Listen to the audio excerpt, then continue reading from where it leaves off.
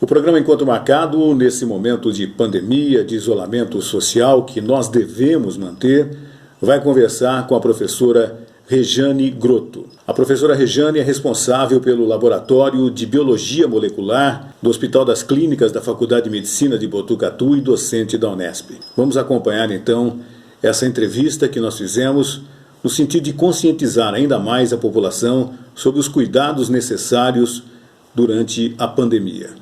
Professora, o isolamento social de fato é a melhor maneira de se combater o coronavírus? Bom, no que diz respeito ao isolamento social, é uma das medidas mais eficazes para nós reduzirmos, a transmissibilidade do vírus.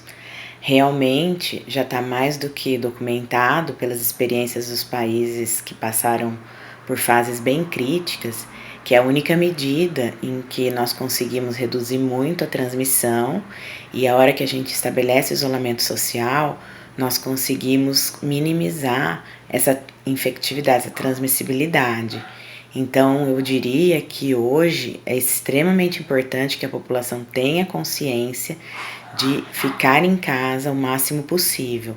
Quanto mais se circula na rua, mais exposto se está e, portanto, maior a chance desse vírus continuar circulando. Se a gente conseguir estabelecer um isolamento social bem efetivo, nós minimizamos muito a transmissibilidade e a gente evita o colapso dos sistemas de saúde no Brasil. Então eu diria que, por favor, fiquem em casa e respeitem o isolamento social. Em cima disso, a gente tem visto pelas ruas, pelo menos a gente tem visto imagens na televisão, nas redes sociais, de pessoas saindo pelas ruas, correndo, caminhando, passeando com os cachorros e tudo mais. Eu gostaria que a senhora falasse, até o cachorro, a gente tem que tomar cuidado como esse cachorro retorna para as nossas residências? Em relação aos animais de estimação, realmente nós temos percebido que muitas pessoas têm o hábito normal, de caminhar, de correr com os cachorros, com outros animais. Tem que tomar muito cuidado porque não existe evidências científicas de que os pets sejam infectados pelo vírus. Isso não existem evidências científicas. No entanto, a gente tem que pensar que do mesmo jeito que nossos sapatos, quando a gente corre, nossas roupas, os pelos dos animais podem funcionar como carreadores. As patas, se ele pisa em algum lugar que por um acaso, em algum momento anterior, teve alguma pessoa infectada que ali deixou algum resquício de vírus, ele pode sim ser carreador. Então, o que é importante? Aquelas pessoas que acharem que é possível evitar sair com os animais, assim como a gente pede para que se faça isolamento social, que o próprio indivíduo evite sair na rua. No entanto, se isso for extremamente necessário, no momento do retorno, eles devem ser tratados da mesma forma que nós fazemos com nossos sapatos, com nossos pés, com as nossas mãos. Então, deve ser feita higienização.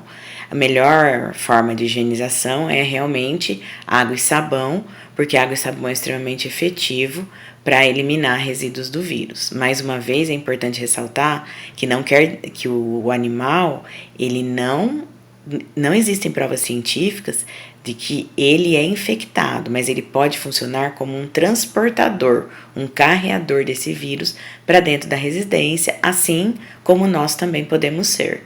A gente tem percebido também que muita gente, inclusive autoridades, não tem conseguido usar corretamente a máscara.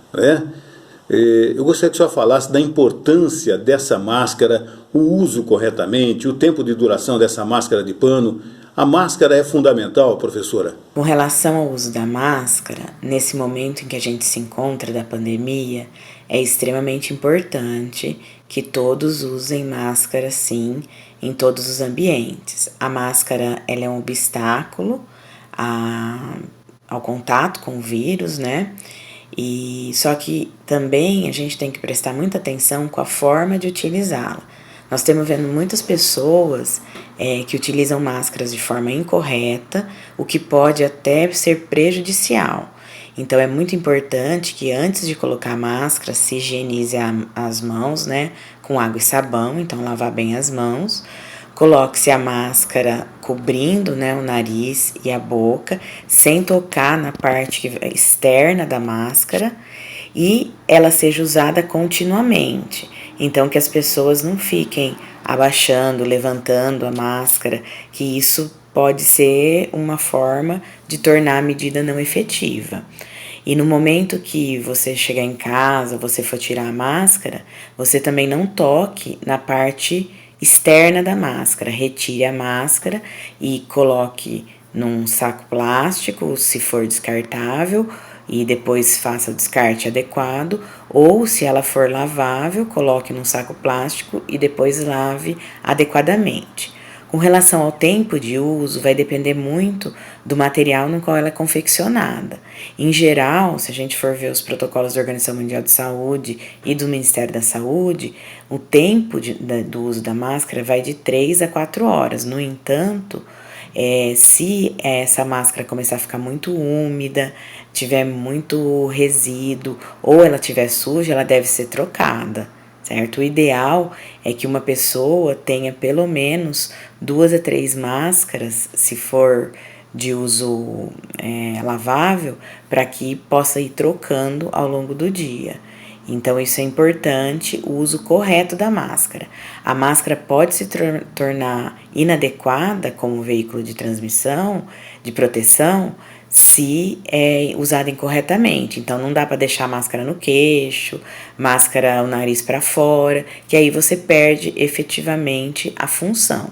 E uma outra coisa que é muito importante ressaltar com o uso de máscara é que quando você usa máscara, você protege a região de nariz e boca, porque nós não podemos esquecer que a mucosa ocular, ela também é uma porta de entrada para os vírus. Então, é muito importante o uso da máscara, mas a gente tem que ter consciência que ela é uma proteção e as pessoas não devem, porque estão usando máscaras, se descuidar, porque nós ainda temos outra porta de entrada, que é a mucosa ocular. O que a gente tem visto no Brasil, infelizmente, são dados alarmantes. O número de infectados, o número de óbitos e tudo mais, fazendo com que o Brasil cresça no ranking negativo do Covid-19. E qual a sua perspectiva para o nosso país? Em relação à atual situação no país, é uma situação bastante complicada, é um cenário difícil.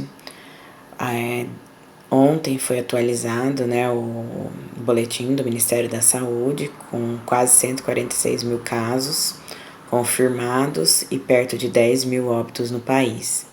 Isso dá uma letalidade de 6,9% mais ou menos. No entanto, é importante ressaltar que muitas vezes a gente pode ainda ter uma subnotificação porque a gente ainda está necessitando de maior número de diagnósticos. A perspectiva, infelizmente, não é uma perspectiva boa. Nós esperamos que a gente suba com o número de casos nas próximas semanas. Por isso que é tão importante que a população nos ajude permanecendo em casa, respeitando o isolamento social, que são só essas medidas que vão fazer com que a gente consiga controlar um pouco melhor essa pandemia. Então, o vírus está aí, o vírus está circulando, ele é altamente infectante, é isso que nos torna tão difícil nosso manejo com esse tipo de doença. Por isso que é importante, quanto menos gente tiver na rua, melhor. E vamos aí atravessar um período difícil. Até quando, na verdade, isso é uma resposta que ninguém tem ainda, porque nós não sabemos como que isso vai evoluir, mas nós acreditamos que precisamos muito estar unidos nesse momento, trabalhando em conjunto, para tentar fazer com que o país tenha a melhor resposta possível. E para isso nós temos que contar com todos os segmentos, com toda a população, e quando quem pode fica em casa, protege não só quem está ficando em casa, mas o menor número de pessoas na rua vai fazer com que eles também estejam mais protegidos. Professora, quando for inevitável que a pessoa precise sair de casa, de repente numa farmácia, num supermercado, num banco, qual o procedimento da pessoa quando retorna para o lar? O que ela deve fazer? Bom, essa é uma preocupação constante, né, de uma maneira geral das pessoas. Primeiro, quando for sair, tomar todas as precauções, usar máscara, manter distância das pessoas, fazer o que tem que fazer e retornar. Quando ela retorna, as principais medidas são tirar o sapato, né, geralmente usar algum agente saneante para higienizar esses sapatos, tirar as roupas, também higienizar essas roupas, lavar a roupa, e todas as superfícies em que você tocar devem ser higienizadas com álcool, né, álcool 70, e fazer uma boa higienização. Se for possível, né, tomar um banho com água e sabão. Se não for possível, usar álcool gel para que não exista nenhum carreamento desse vírus para dentro da residência, se esse contato existiu. São medidas, vamos dizer assim, que não são habituais, mas se houver necessidade de sair, esse seria o melhor procedimento a ser adotado. Muito obrigado por ter aceitado o convite de participar do programa Encontro Marcado. Muito obrigada.